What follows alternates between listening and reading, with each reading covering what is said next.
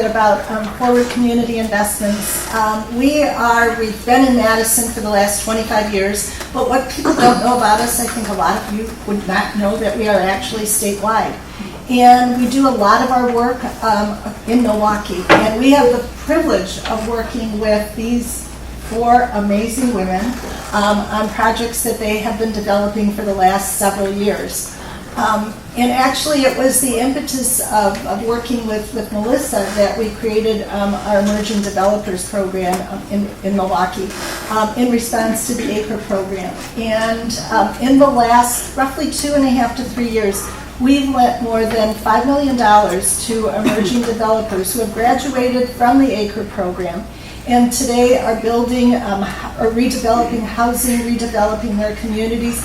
And what makes everyone so special too is the fact that they're not just a developer, they really are a community developer, developing from the heart, developing for their community, developing for their neighborhoods.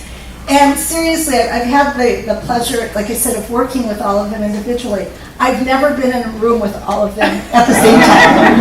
And so I was so excited for this panel myself. And when they walked in, I thought, oh my God, the rock stars are here. That's exactly how I feel. So it is the rock stars. And very quickly, we do have some of our staff with us today. So if you would just stand up, please, and wave. So thank you to those. Just a shout out also to our Milwaukee staff, which is Sarah Greenberg and Mark Henningsen too. So they're a lot of the people who ushered these loans through our lending committee. So thank you very much for being here, and I know that we also have a few other intros. You bet. We have a lot of folks who have come out to support us for this event. It is my honor to acknowledge Jacqueline Octoro, the Executive Director of WIDA. Stand up.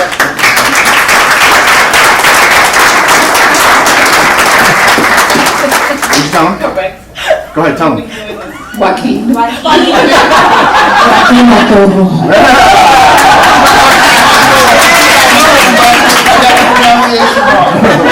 also a graduate of the ACRE program. Yes, sir. Leslie Arancha is our Deputy Mayor. Leslie? Hey. I believe we have some alders in the audience. I see Dorothy over there. Emma. Any other alders in our public officials? Yeah. All right, so. And finally, we'd like to thank our sponsors today, and that is Old National Bank and Stonehouse Development. And just again, in terms of thanking everyone who is here, because I do hope that you take this time to also learn and to ask questions during this. So I'd like to thank my Urban League staff, Ed Lee, I think he's in the room, and Michelle Heisinger, they're in the room, and then Tom Benke at FCI. Stand up, guys. They do all the work. So we also have Johnny and Marie Justice recording the event, and Madison 365. So I want to thank you for supporting our work. So any other staff that's in the room, please stand up as well. I think that's it. So thank you guys, and we're going to go into the program here. Yes. I got the first. Yes. All right, so we have a brilliant moderator with us today, Jessica Cavazos. How you pronounce your last name, Jessica? Cavazos. I don't want to mess up again and get front on. Right. Jessica has a long history that spans government, nonprofit, and in the for-profit sector. What rings strong about her career is that she has always worked to promote economic development in the Latino community. Representative of her commitment is her service on many national boards dedicated to advancing Latinos and women. Most recently, Madison 365 named her one of the most powerful Latinos in Wisconsin. Today, Jessica is celebrating her 3rd anniversary as the CEO of the Latino Chamber of Commerce in Wisconsin. Give her a round.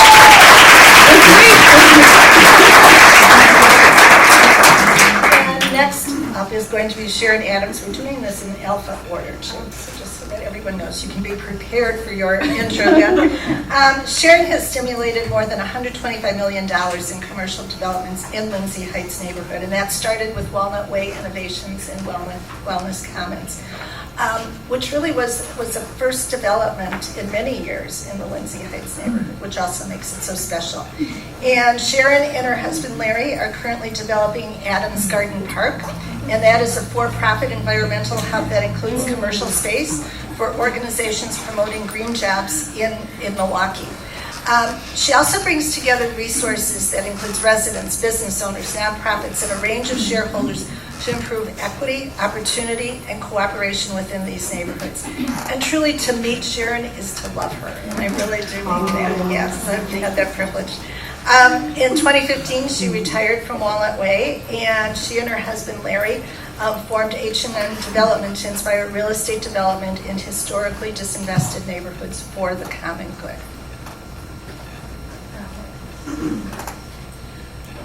Next is Joanne Johnson-Sabir. Joanne is the co-owner of the Juice Kitchen and Shindig, tenants of the Commons in Lindsay Heights and Sherman Phoenix and Sherman Park. In 2018, Joanne, along with Julie Kaufman, co-developed Sherman Phoenix, a project that generates both economic and social return in communities of color. The Phoenix literally rose from the ashes of the 2016 riots and fire. Give her a round of applause.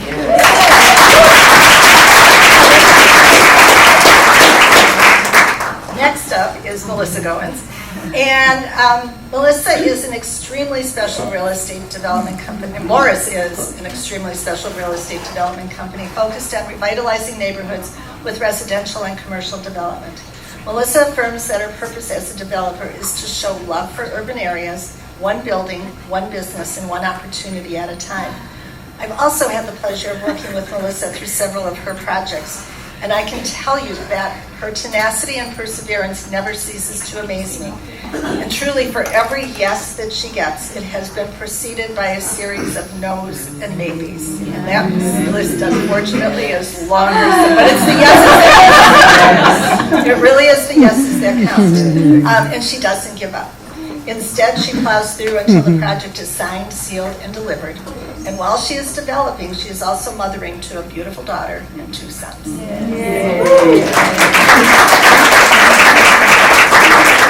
And Julie Kaufman. Okay. Julie is the founder of Fix, and she started her career with the Clock Tower building and most recently redeveloped the historic Wally Schmidt Tavern on 18th and Fond du Lac Avenue, which is home to our Milwaukee office, which is really a cool place, along with the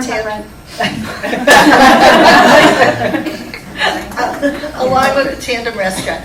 She has a unique ability to bring people together around projects that emphasize both sustainability and a quadruple bottom line. But also what makes her so special is how she funds projects, and it's via community investments from one investor at a time. And her point is to encourage people to invest in their communities $1 at a time, and that's what makes it so special. So, thank you. So, we're going to start this off. Please, a round of applause for the And what we're going to do is just start this off with a video. And that is of Sharon and her husband, Larry, that was recently featured on CBS Morning. And it was a great way to start a Saturday.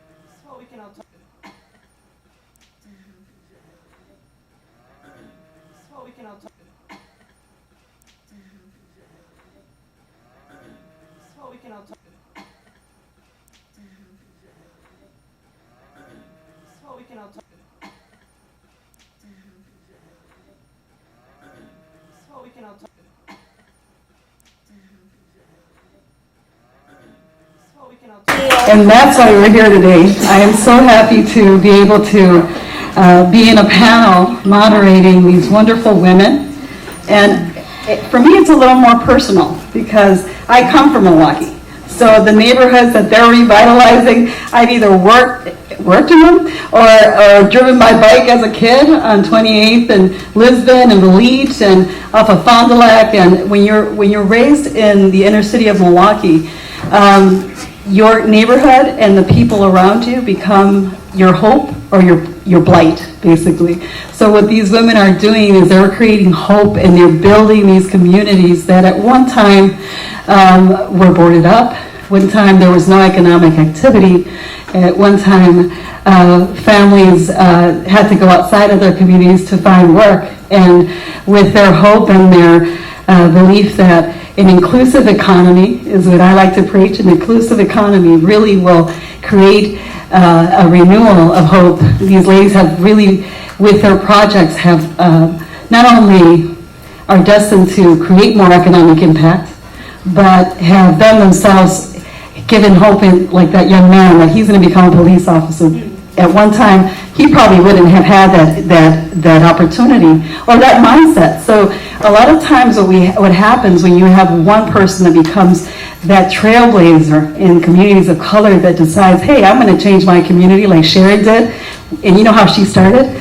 by one flower pot at a time, right? Sharon, you started planting and you started seeing that you can make a difference, and that spurred a whole different passion or a whole different movement of creating change. So I wanted to start off by saying thank you to all of you for being here. I do believe that Madison is going through an urbanization, and that urbanization is here, right here on Park Street in different areas, Allied Drive, that if we take ownership and we learn how to become developers ourselves and see how we can make a difference, that the history of how Milwaukee, the evolution of Milwaukee, which Milwaukee had very fruitful communities, and then the drug, in the 80s, the drugs came into our communities, the gangs. I was raised in a community when I would go outside of the doors. I didn't know if I was wearing the right color, and I didn't know whether to walk on the right side of the street, because there was so much gang activities. There were crack houses and violence infected communities. And so what these ladies are doing is really trailblazing and creating change, impact change, economic, social, economic change, creating hope where there once was disparities, through a journey that I think that it's still continuing. So I think this is just the beginning. And I've been following Melissa for years. This is the first time I actually meet her, so I'm kind of starstruck. I'm like, just because I know that she's done some wonderful programs, and Julie herself, has empowered other women. And we're looking at Joanne's Juice Bar, and what you've done there in that corner has really mobilized the community to invest. And you created one entrepreneur, and then that's riveted to many, right? So we want to make sure that in this hour that we have left, that we ask the right questions, because we want to empower all of you to, if you have that dream, to be able to become real estate developers in a state that doesn't have that many. And maybe we have the brunt of our women of color who are real estate developers right here in front of us. I don't know if there's many more. And I was looking for a Latina real estate developer. I was like, where are they? So that's where we have to work. We have some work to do, and I will take responsibility for doing that in my community, to inspire some of Latinas to see this as an opportunity as well. But and we'll start with, and I just want to start with questions, because as I was doing research on each one of you, I think everyone here has overcome great obstacles. And some of them are more emotional, they're internal, like, can I do this?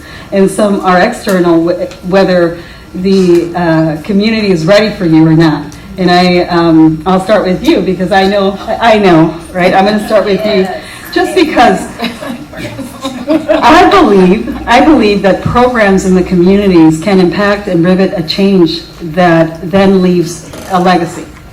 And you are a participant of a program called ACRE. Can you explain that program to us, and how it impacted you in getting into development? Sure. What year is this? This is 2019. Joaquin, when did ACRE start? I can't even remember anymore. Oh, I was pregnant, 2004. Very pregnant with baby number 2. So he always puts it in context for me. So this would have been 15 years ago. Wow. Actually, summer of 04. And at that time, I was a correctional sergeant for the state of Wisconsin Department of Corrections, and I also worked simultaneously for the Milwaukee Brewers as their entertainment assistant, and I enrolled in a class. So my busyness has definitely been a companion, a torturer, and an inspirer along my journeys. But I applied for the course not because, I knew what development was and I wanted to get into this game and make these changes. It wasn't even about that. It was, I saw something, I read it, I was intrigued by it, I applied for it, and they had free food and the class was at free, and it was free, and it was at Marquette. And so I applied, went through the process, got accepted into the inaugural class, but ultimately what its goal was So ACRE stands for Associates in Commercial Real Estate. And it was a 25-week non-degree program sponsored by Marquette, but it had an array of community partners, institutional partners, but it also had the industry that had bought into it. So this was all pre-recession as well. So people were willing to support and buy into this idea of what diversity is needed in Southeast Wisconsin. So I got into the course, did it, had a baby, and never took a break. And so in it though, I was really invited into the industry by the top tier of talent. And so for me, it was like the perfect entry point because I got to meet the who's who. I'm not going to finish my thought there, but anyway, it was at a level of conversation that I could appreciate. I appreciate it more now than at that time. And so when I was in the course, basically it just inspired me to do development. So at one point, I decided to quit the job with the state of Wisconsin, which I had been in for 5 years, and then I was offered an internship as a commercial appraiser. And then eventually WIDA came out with something called the Mentor Protege Program. And so I applied for the Mentor Protege Program, and then I was accepted into that to start a business and be mentored in it. And so then you fast forward 13 years, and then it's kind of history, but that's the condensed version of the story. And there has been many cohorts after your class, right? Many cohorts of ACRE, but not the mentoring component through WIDA. And I'll ask Joanne this. How is mentoring part of, how would you describe mentoring as being part of your success, or was it?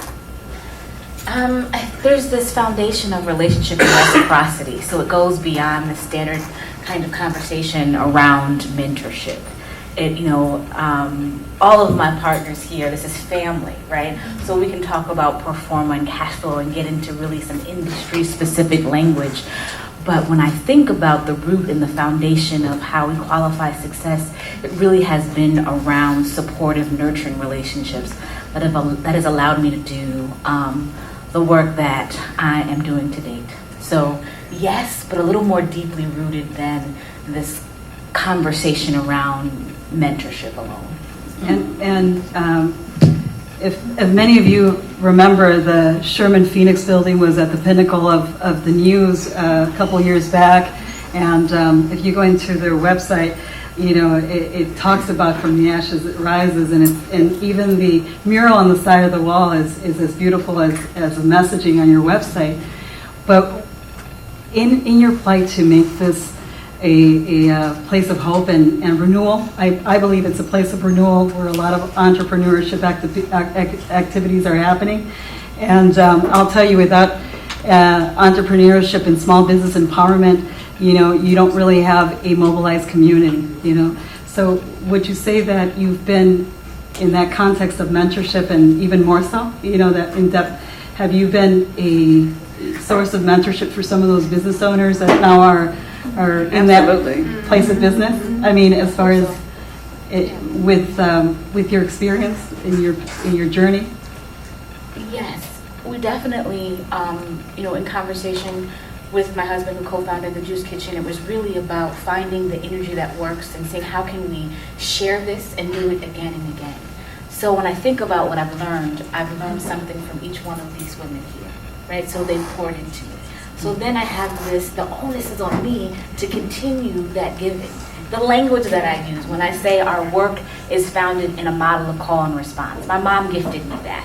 When I talk about disruption in community and using real estate, Julie gifted me that. When I talk about focusing on Central City and really being a strategic, brilliant mind, Melissa gave me that framework.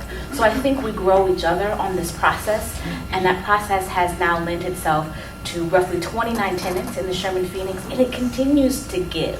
Melissa and I have founded a small boutique development firm, Freedom Endeavor. So this language is intentional.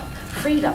What does that mean? What does liberation in this space actually look like? And we all along this journey have gifted each other the opportunity to think in those realms and not just think about strategy relative to developing buildings that cash flow.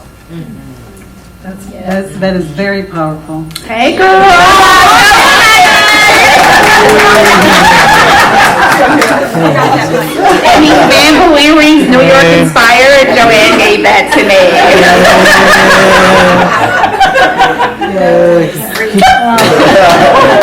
Can you all ladies get a little bit closer to the mic, please? Real estate development arena. Well, if I had advice, it'd be for men, particularly white men who control the industry. But where I would start from is that I don't think any of us up here thought about ourselves as a real estate developer until y'all gave us that title. And really, we're all community activists who want to see the world look differently and better, and decided that we could use real estate as a tool for social change. And so my advice is that don't think about it in terms of real estate development, because those systems are broke, right? Why aren't more of us who look like us in this field? Well, there are systemic barriers to that being a reality. Financial systems for community investments aside, the financial systems generally are not structured to support real estate in the neighborhoods we work in. The real estate systems are not designed to be inclusive or supportive of women and certainly people of color. That's just a fact. So leverage from where you're at. And the way I've done it is to recognize that when I would like to see a different Milwaukee, I am white. A revelation. What? Wait a minute. You lied.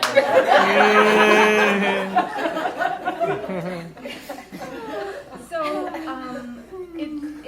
and it's funny, but it's also tragically horrifying how hard it is to unpack how privilege exists when you're in it. And I don't expect any sympathy for my situation, but it has been a journey that has been incredibly hard. And when you're white, you have to choose it because you're not born into a disadvantage, you're born into privilege. So my journey has been trying to understand how do I do work that has impact in a way that changes the trajectory of the system. And a lot of that has been work around partnership.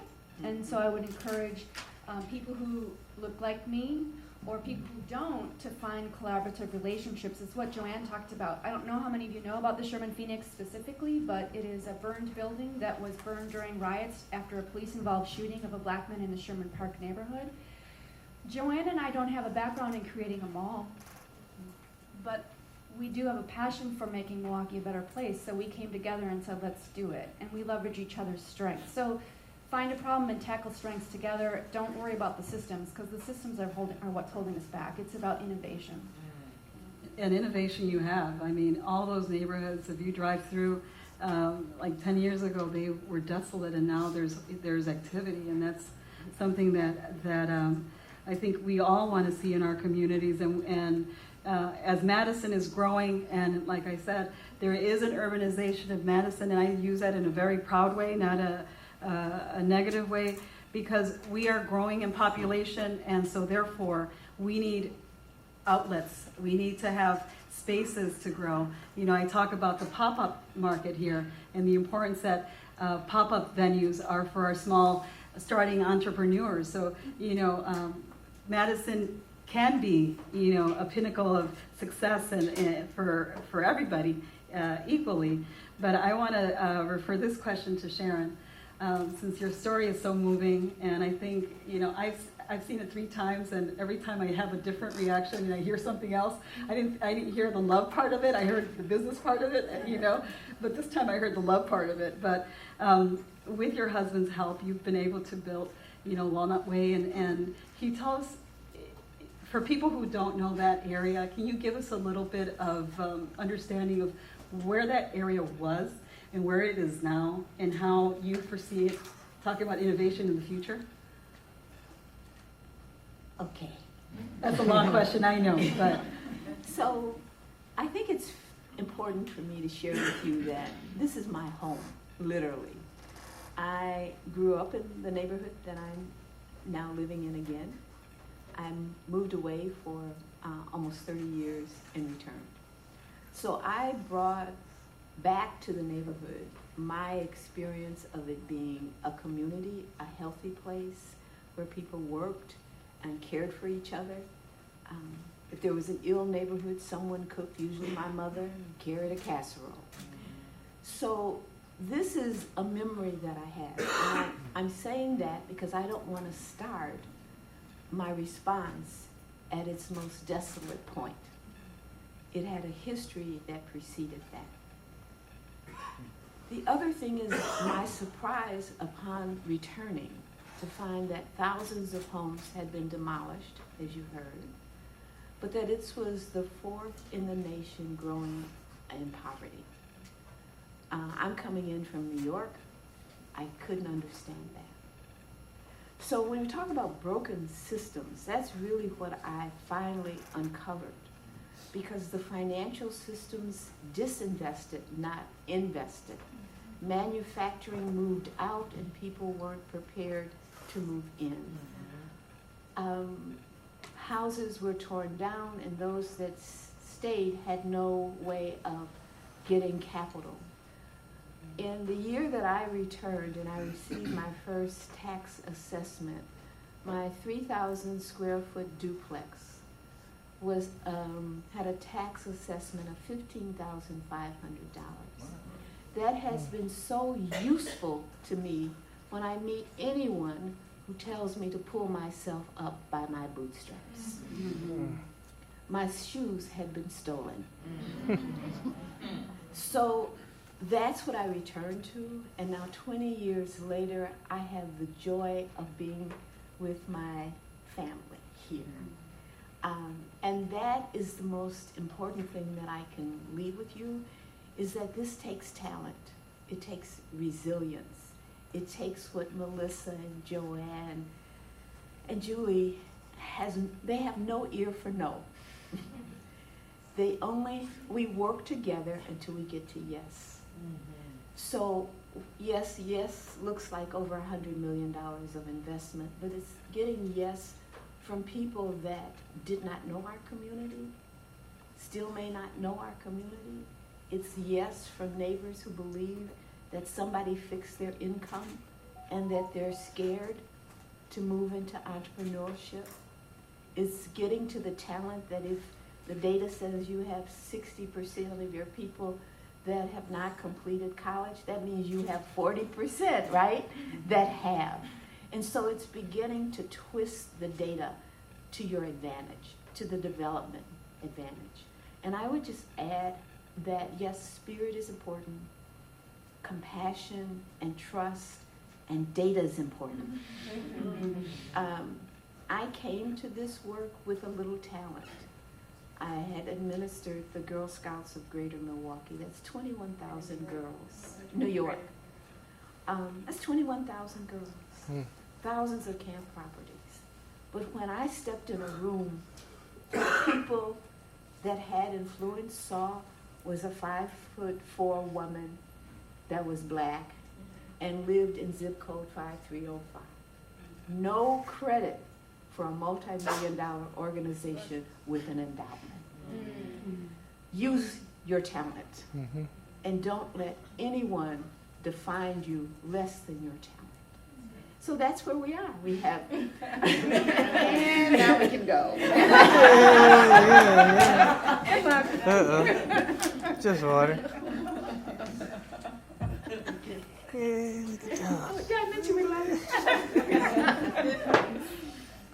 One of the reason I ask these questions is because, in order to not repeat history, we have to know, a little bit of where we were and how we got to where we're at, because there's, all your projects are real successful, and they are all changing the lives of individuals. And even if you don't see it and understand it, just walking by and being part of a beautiful community gives a child, a family, the hope of staying in that community, investing in that community, and then the dollar continues to grow in that community. So one of the questions I have, and Melissa, maybe you can answer this one, is when we talk about gentrification, because I'm going to get real, all right? Gentrification is something that we talk about. What is the difference between gentrification and redeveloping communities that with high disparities, when it seems like some communities have been divested only to be reinvested, right? By people who don't care about those communities. So, for example, you want an example? Mm-hmm. So there's a where my family currently lives in Milwaukee. It's South 4th and Walker. Mm-hmm. Okay. Walker's Point. It's Walker's Point, and at one point it was a highly criminal activity, highly destitute type of area that had it had poverty in patches, right? But now it's an area that I know my parents can't afford to live anymore, right?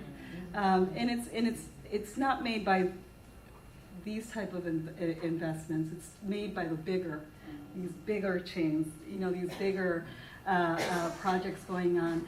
And so, what would you say?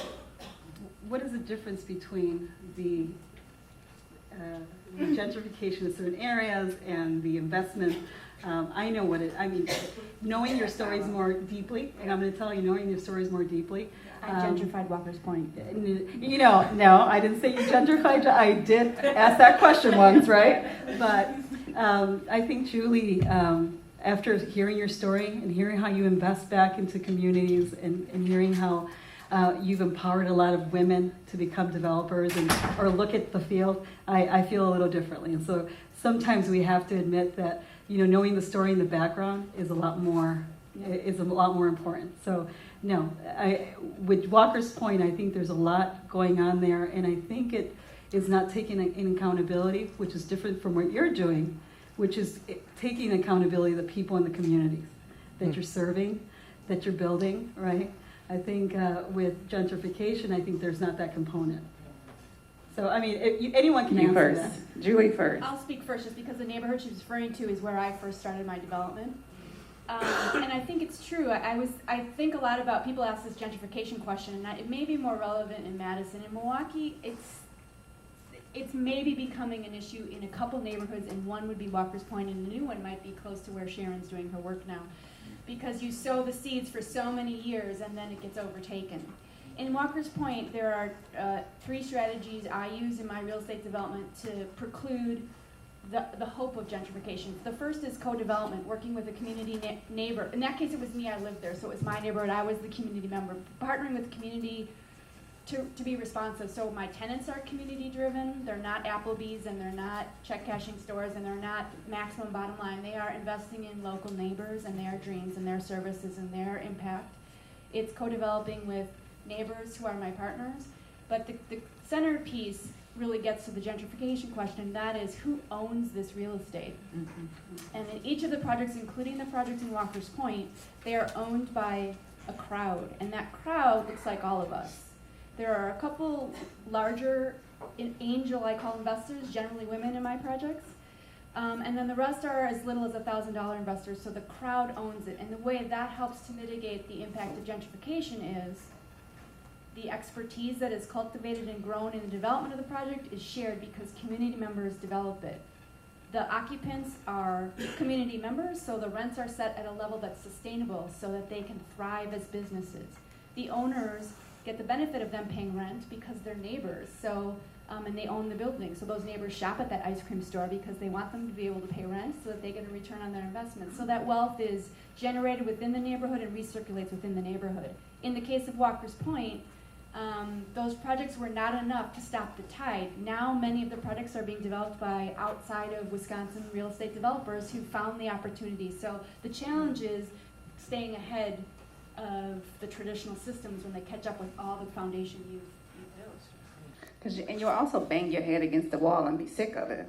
And so that's a practical reality that I had to come up against too, is what is within my control? What can I do? How many no's can I take before I just absolutely lose it? And so I think it's all of that, because it can be frustrating. But if your passion has to carry you, otherwise you won't be able to sustain very long.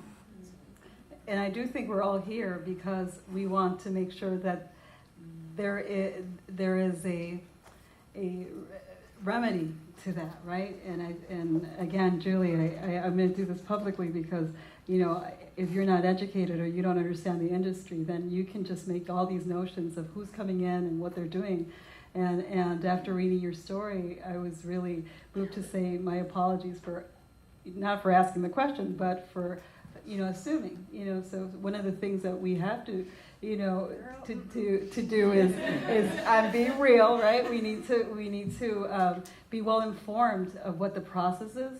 And at this juncture, we have, 4 women that are pioneers in this field, and that I hope we're with the women in this room so they can, take control over what's going to be happening in Madison, because this is going to happen in Madison, and this is going to happen on Park Street, and this is going to happen where the trailer homes are up on the hill, where people are now wondering, once the annexation of the city, of the town of Madison, happens, and half of it goes to Fitchburg, and the other half will stay with the city of Madison.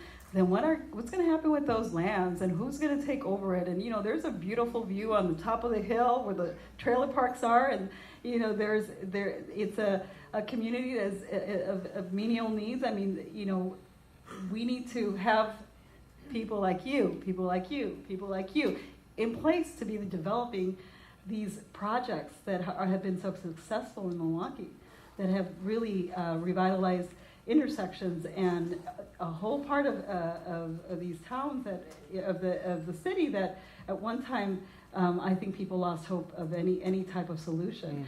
So, and if I just may insert one thing, I don't know if anybody's passion in here is to be a developer, right? So you just ultimately have to find out what your contribution is going to be to the greater good. So some people want to be politicians, do that, because I'm not doing that. Some people want to be developers, somebody wants to be in finance, somebody wants to be that minister. And so it really is you deciding what your contribution is going to be, not only to honoring yourself, but to the global community, and then pairing up with those who are aligned and doing the great work in that way. It doesn't necessarily mean it has to be this large collective group. It's small, it can start small and mighty, and that can be powerful. I'm happy staying right in the cut. I can be on the microphone and Bishop. I'm showing. As you hold the mic, I'm in the cut. Yes, ma'am. Shut up. Don't do me in public. another question I had is, what are some of the specific projects that you're currently working on, and in these projects, how are they impacting the geographic area that you're investing in right now? And we can start kind of like down the, with you, Julie. We're all so tired. We don't want to do real estate development anymore, do we, ladies? Don't say that. Sally will be so disappointed. Yeah, I love it. Say We that. love my life's work. My latest project is a hostel in the River West neighborhood of Milwaukee, which is Milwaukee's most diverse, very eclectic neighborhood. I live there. It's my neighborhood. And it is having impact because it's anchoring on a very active commercial corridor that is adjacent to the Harambe neighborhood.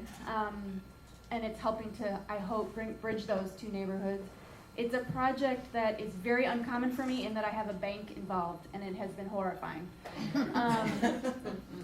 Part of the answer back to the Starbucks question is that I don't use banks mostly because my projects don't appraise, and therefore I can't get one anyways, so what the hell.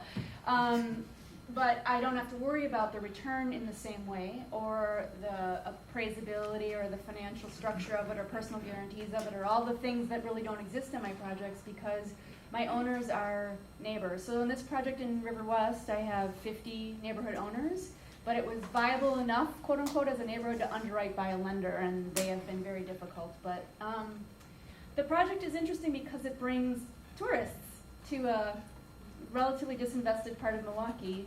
We'll see, it's an experiment. So the way I hope it changes it is that it drives additional community ownership on this center street, which is a major thoroughfare in Milwaukee, at Holton Street. That's where it's located. So I'm trying to really double down in the neighborhood I live in because it's where I have limited time. I'd like to spend my time in River West, so that's my current project. Well, two projects that I'm enjoying, and I'm working with Melissa. We, through a nonprofit, purchased one of the only African-American bookstores in Milwaukee on Martin Luther King Drive. and afforded the owners their retirement. And at the time, there wasn't anyone that had the ability to purchase the building. So we did this to root a legacy. And now we have a strong tenant base. We have a African-American research and evaluation firm that is a tenant and has hopes of buying the building. So it's also about creating this pathway that, as Melissa said, was for the greater good. And then we have another opportunity in which we don't have to be owners. We can really we can work in this development capacity and share our expertise. So we get to dream while they fundraise. We get to dream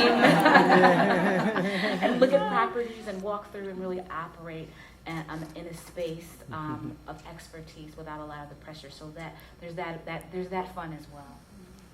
So when that changes, the dynamic and where our influence can be of greater service when we're not mired in a huge, large capital raise, that we're able to have these moments of consultation and have larger, more varied touch points.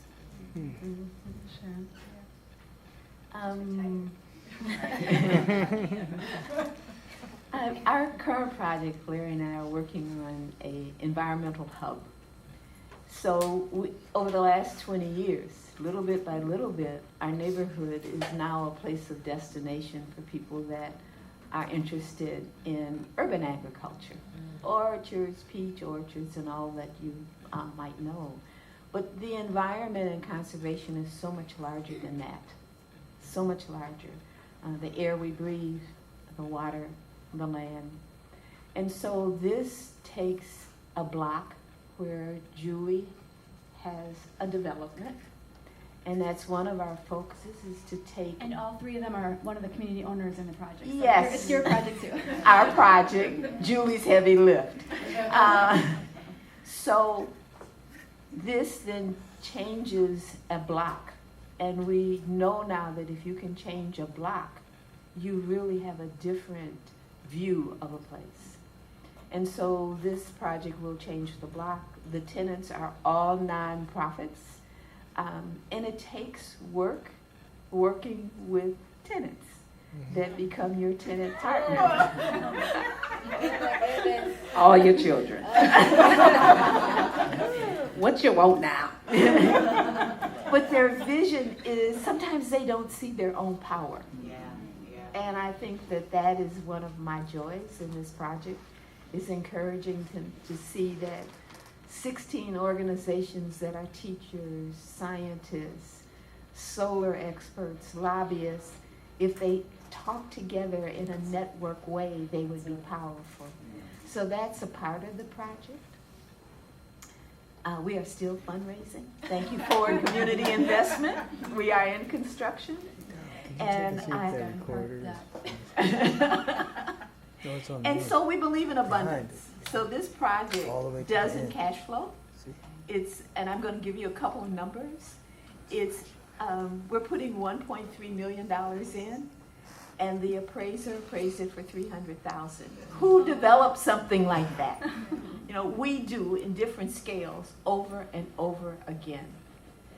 So know that risk. Someone asked me, what are your challenges?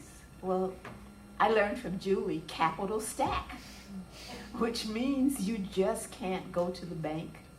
You have to be willing to be as much a fundraising team as you are a developer, if that's what you choose to do. So that's the current project. I met with a potential donor, and she gave me the opportunity. She said, and what's next? Oh, always have an answer. If it is only, Yes. Yes, there is a next. Even if it means that you're going to use or relay her resources or his resources to someone else. There's been a theme here about we believe in abundance, but we share so much. My basic donor base came from Julie.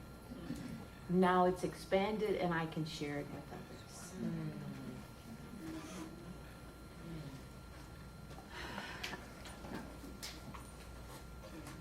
I just want someone to clarify, when you talk about donors, are you talking about people who are loaning money to you, Both. So investors and folks that are operating in the space of philanthropy. And folks what? Operating in the space of philanthropy. So philanthropists and investors, both. And Depending on the project. Most of our projects, therefore, are a for-profit entity that partners with a nonprofit conduit for both of those participation opportunities. Your new project, Melissa. Ditto. I can answer. I guess I can come up with an answer. So everything that the other three beautiful women have said, but I also, what comes to mind too is I've been in school the last 3 years, getting a second master's this time in psychology. So I just wrapped up an internship where I've been working with survivors of childhood and adult sexual assault. And so I'll graduate in December. And so, thank you. Shall we have a party? Yes, we shall. Yes, girl. So sometimes I think beyond a lot of times I think beyond the bricks and mortar. I think my development represents all of them something different in their own right, but the fundamental principle behind them all is bringing pride and hope to people. And so how do you create beautiful spaces that anybody would want to live in? You know, if I'm going to walk in this door and it's going to be my home, how is my home going to inspire me to, you know, love on my neighbor, love on my children, love on my spouse, love on my family, and then go out into the world and be great? And so that to me is the contributions that each of my developments individually contribute to the city and to the individual. And an acknowledgement that the pride and the hope is there. So we just need spaces to grow it, to shine, to show it. Yeah. So we don't function in a capacity where we're creating this. Our communities are asset rich. Now it's, what do we want? We want anything that all well, high functioning, connected to anything you could imagine that you want to experience. That is what, you know, it goes beyond, of course, the bricks and mortar, but how are we creating these high performing, beautiful spaces that nurture our spirits and our capacities? Yeah, because we're no better than the next person. And so I think all of us operate from a place that we're all equal. At the end of the day, when we hit our deathbeds, our bodies are going to deteriorate just the same. And so I don't really get into positions and titles and all of that, because at the end of the day, you're no different than who I am. And so who then would I be if I tried to make myself bigger than the next person? And so I think that's an important fundamental element in the work too, is mentally and positionally level the playing field, because you have to see everybody as the same. Otherwise it doesn't work.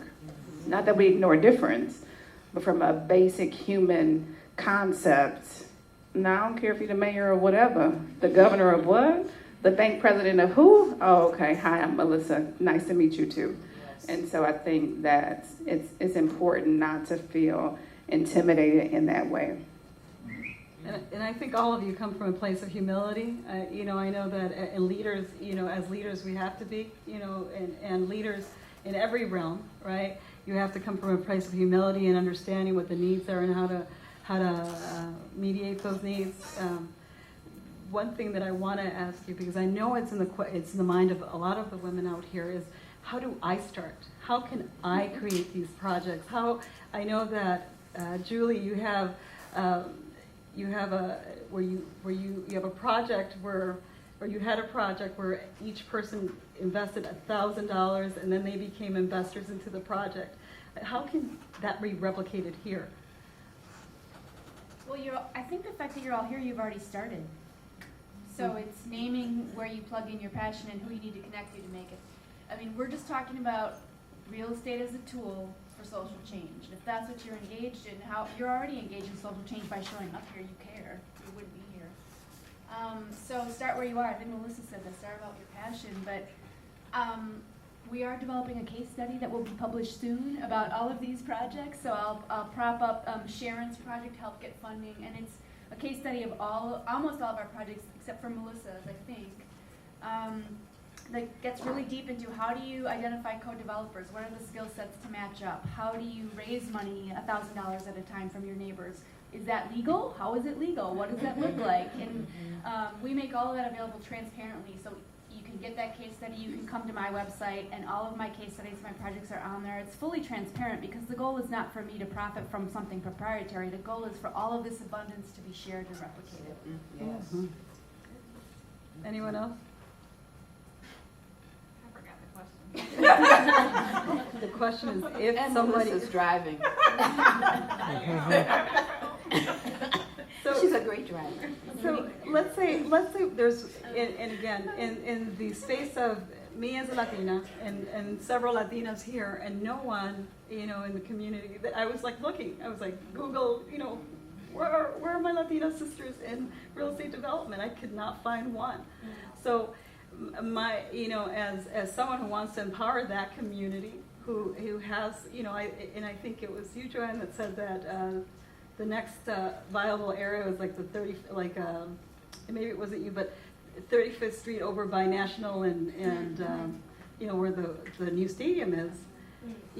That is a highly diverse area, and someone's going to take over that area. For that specific comment, I would say where I would start, if I was looking at that, at 35th and National, which is the near south side, densely Latina neighborhood, is look to the tenants. I bet you there's a million little business owners that are Latino-led. Is that probably a fair statement? Not a million, but there are plenty of women running little businesses. They can be the next real estate developer. They have an active business, translate that business into a tenant and make that, instead of paying that money to a different landlord, step that out into being a partnership that buys a piece of real estate. There's probably a nonprofit organization that's focused on Main Street development. So you have two of the pieces of the puzzle.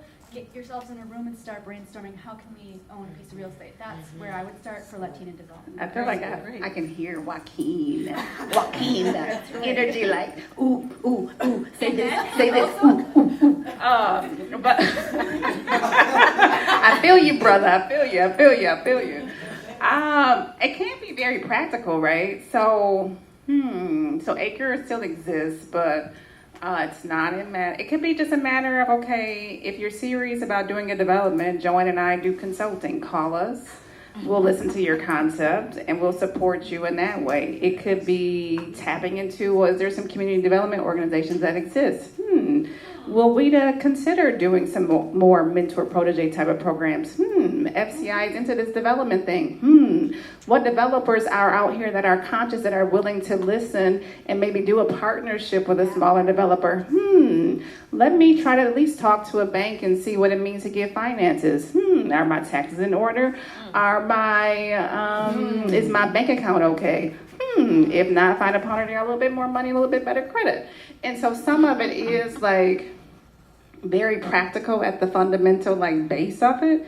It is not easy work. So if we're talking from a perspective of how do I do a real estate development and I've never done one before, we'll find the tools and the people that align to support you to accomplish the goal that you're looking to accomplish.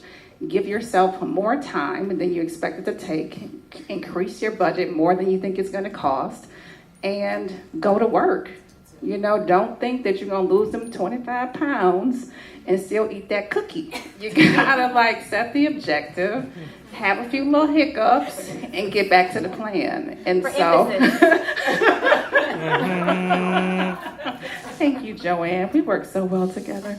But I don't know if that gets at it. I don't know where everybody's minds and heads are at, but sometimes it feels like we're speaking in a very high level way because there is not necessarily a magic way to get there, but you got to have a starting point. Okay, so if you don't try to take the next step beyond coming to see these four amazing women from Milwaukee talk, then you ain't gonna do it. And so put some stuff to paper, have some conversations, and allow those conversations to drive you a network and get you to where you need to go. Good stuff. All right. And I'm sorry, we'll start taking questions, but I think we have a question up front. So, Melissa and Julie sort of touched on this, but the elephant in the room is all of this takes money.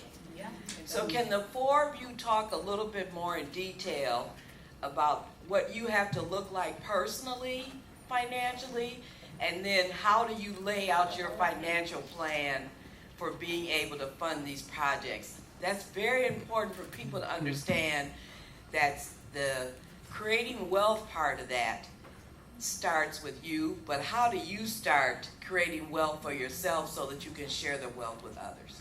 Yeah, I don't have a mom and a daddy to go to and ask for $1 million. Let's just be clear. Not then, not now, and I don't foresee it happening. And so when I started out in this industry, so if I'm 37, this was 15 years ago, I would have been 22, urban raised Milwaukeean.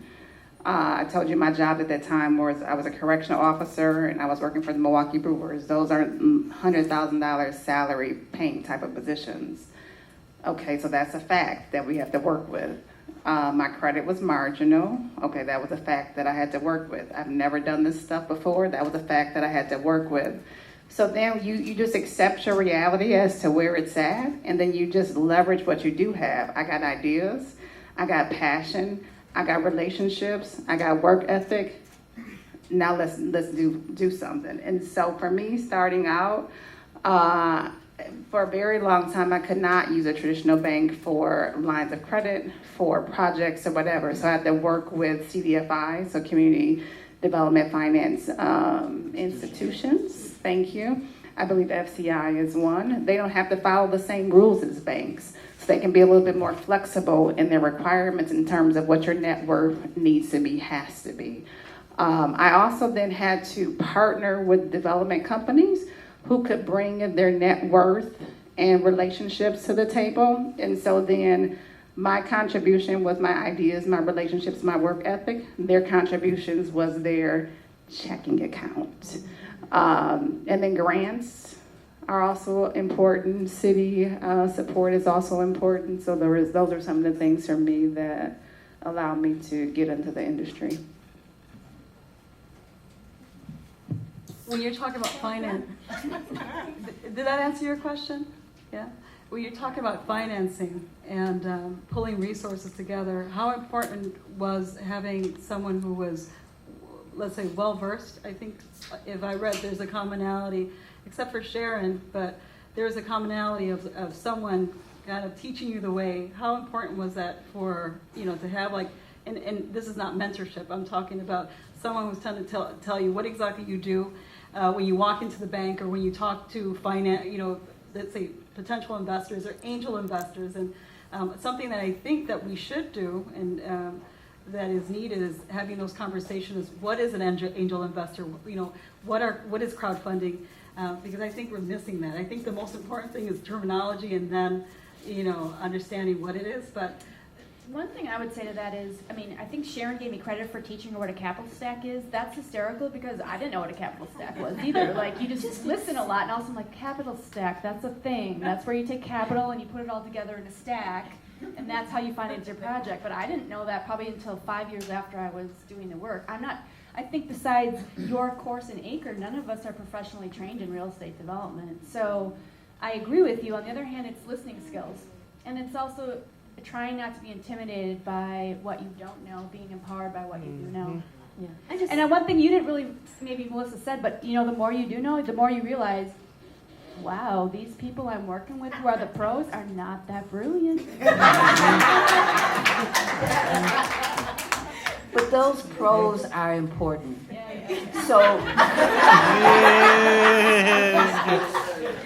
So coming into Milwaukee, I needed to find a pro that knew the landscape. And for me, it was Weta. And they listened, they provided,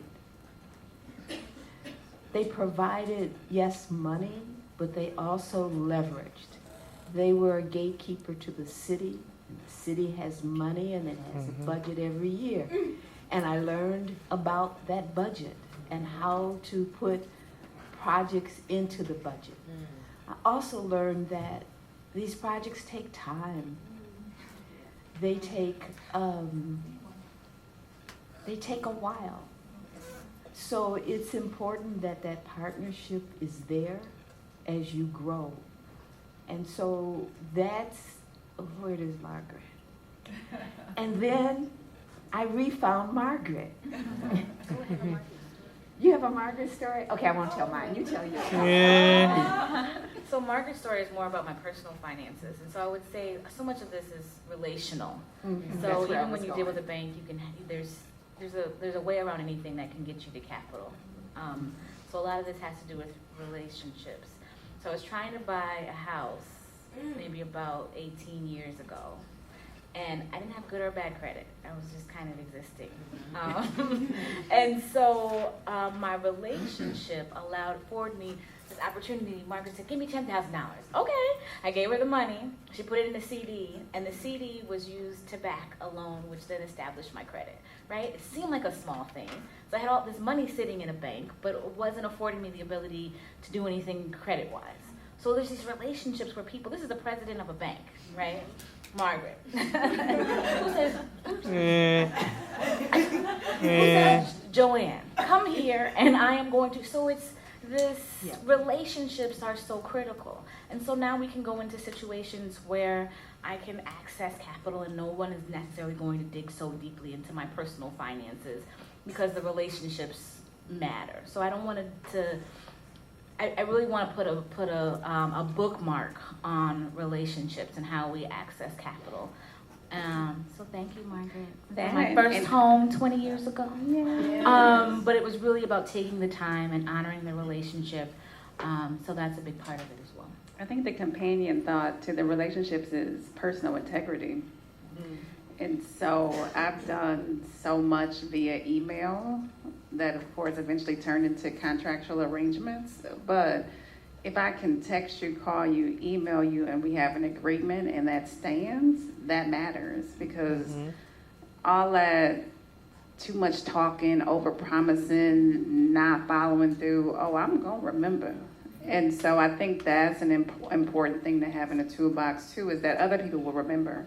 And they'll appreciate how you interact, how you showed up. And it's not about how you dress, because if you have a suit on and you press and you clean, that don't make me think of you no better than somebody who's in jeans and t-shirts, which I'm typically in. And so I just wanted to add integrity to that as well, because the relationships have by far been a companion with me through this entire journey. You have a question? I'm wondering if any have approached or have received foundation support from Milwaukee. Like you've mentioned the Brewers. Brewers have a community foundation. There's some other pretty staid foundations in Milwaukee. Are any of them on board or starting Absolutely. to think? For all of our projects, it's a yes. Across the board. For all the major foundations, for sure.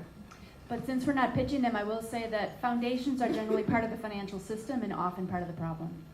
Well, one of the thoughts in my mind is, there's some very traditional ways in which foundations fund charitable giving, and the kinds of things you're doing are sparking community change, and it's just starting to become a discussion topic for some foundations. Yeah, if I look at some of the requests for proposals, I can see the impact of our work.